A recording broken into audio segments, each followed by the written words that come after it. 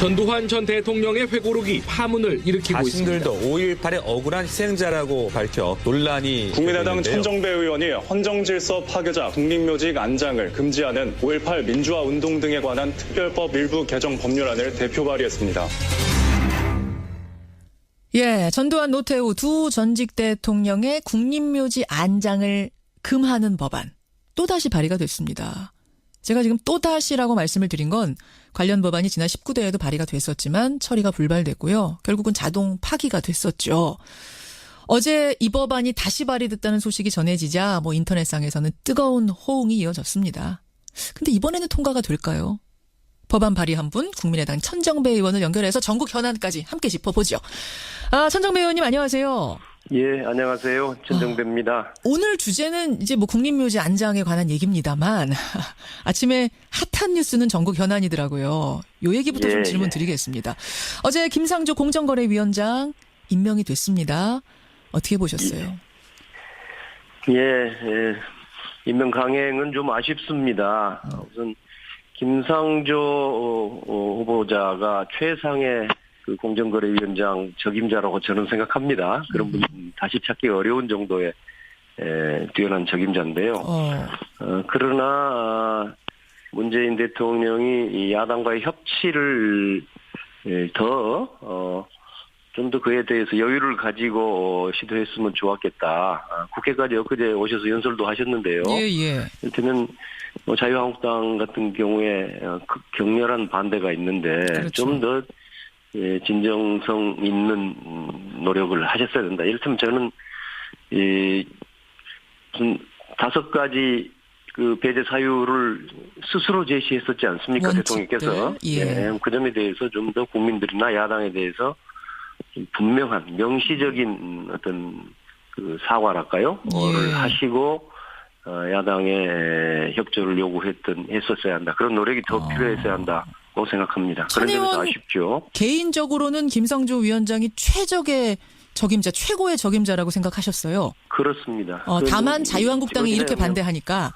아니, 그렇지만은 그 반대가 그냥 물론 저도 지나친 반대라고 생각합니다만은 그러나 그분에게 그 업무 능력의 문제가 아니라 도덕적 흠결들이 몇 가지 있었잖아요. 저는 부적격 정도라고는 저는 생각지 않은 사람이지만 대통령께서 제시하신 그 원칙에 어긋나는 그런 사유가 있었잖아요. 그럼 그 점에 대해서는 대통령께서 좀 더 설득하셨어야 된다.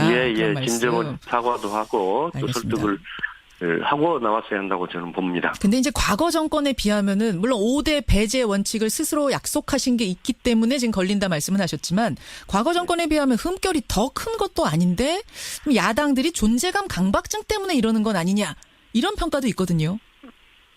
이명박 박근혜 정권은 최악의 대립 정권이죠. 야당을 완전히 무시했고 그렇기 때문에 정권 교체가 되고 국민들이 그에 대해서 아주 심각한 반감을 가지고 있지 않습니까? 옛날 이야기 하다 보면 이제 협치라는 것은 시작될 수조차도 없죠.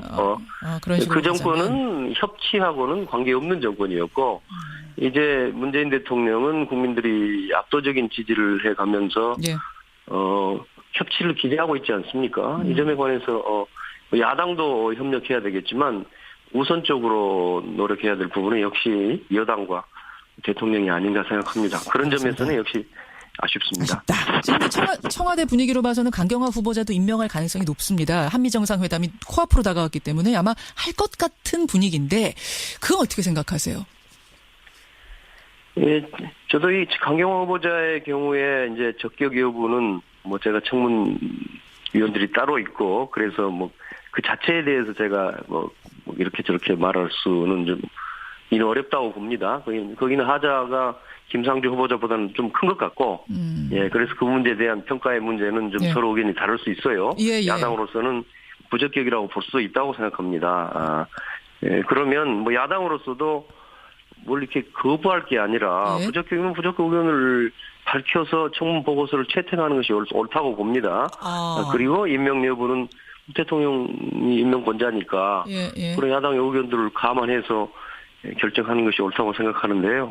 그러나 그 문제에 대해서도 역시 강경화 후보자가 적격 여부와 관계없이 이것이 그동안 정부 여당과 야당의 대립을 상징하는 지금 인물이 되고 말았단 말이에요. 상징적인 인물이 돼버렸어요 지금. 예. 그렇습니다. 어찌저찌 해서. 그러면 이 문제도 대통령께서 협치를 어떻게 해갈 것이냐 하는 관점에서 좀 더 노력이 있어야 한다고 생각합니다. 예, 오늘 뭐 주제는 아니어서 일단 이 정도까지 입장 확인을 하고 천정배 의원과의 주제로 본론으로 좀 들어가 보겠습니다. 어제 발의하신 법안이 정확한 이름이 이래요. 5.18 민주화운동 등에 대한 특별법 개정안 맞습니까?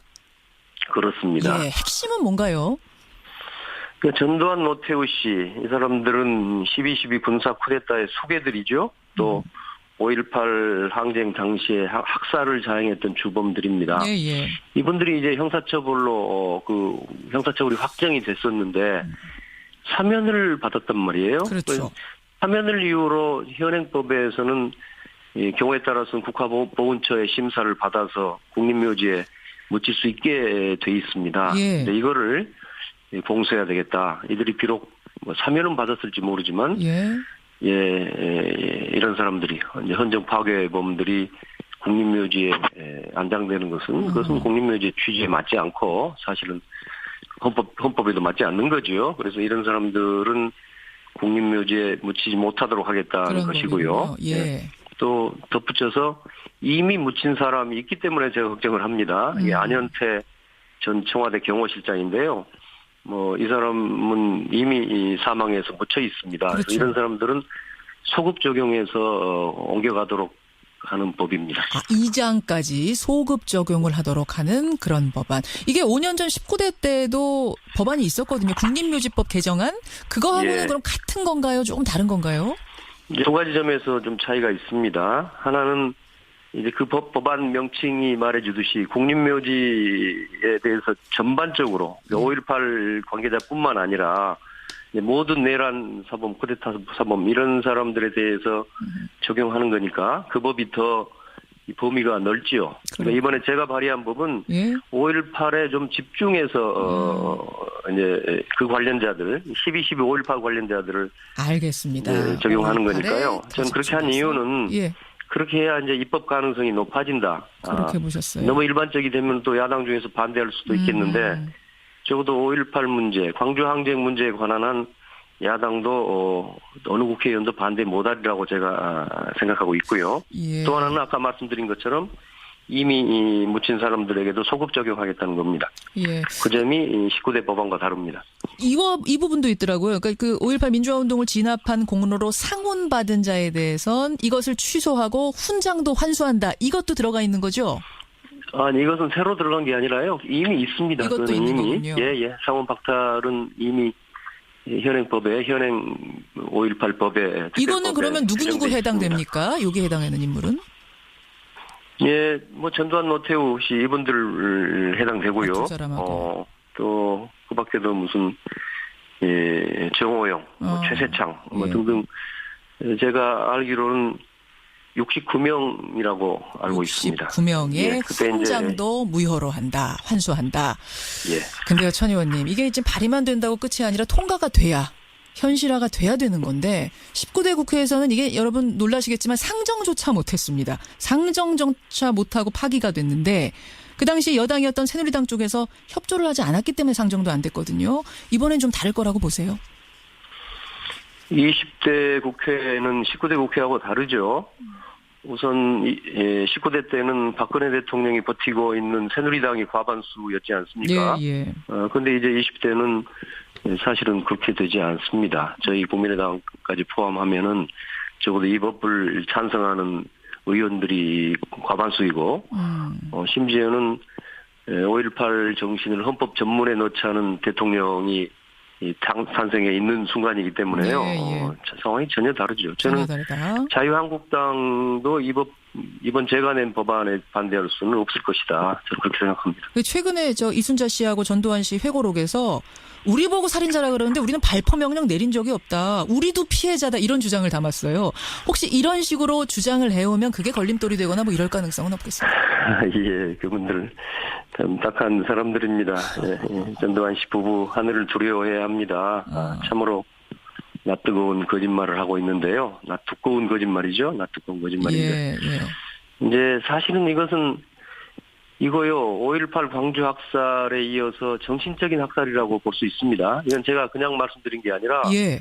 적어도 국제 인권 무대에서는 이런 것은 또 하나의 어떤 심각한 인권 유린이라고 보는 겁니다. 이런 회고록에서의 예. 발언들, 우리가 피해자다 이런 말도 안 되는 뭐 얘기들. 그렇습니다. 그러니까 처벌을 받아야 될 그런 그 학살들이 처벌받지 않는 사태, 예. 이런 것들 자체가 또 하나의 인권 유린이라고 하는 이제 불처벌이란 말로 표현합니다만은 그런 사태인데 이게 지금 살인범이 거기에 쳐들고 자기가 오히려 피해자라고 하는 것인데 참 기막힌 이제 새로운 정신적인 학살이고요. 알겠습니다. 사실은 이 사람들은 뭐 저는 사형 폐지를 생각하고 있는 사람이지만 예.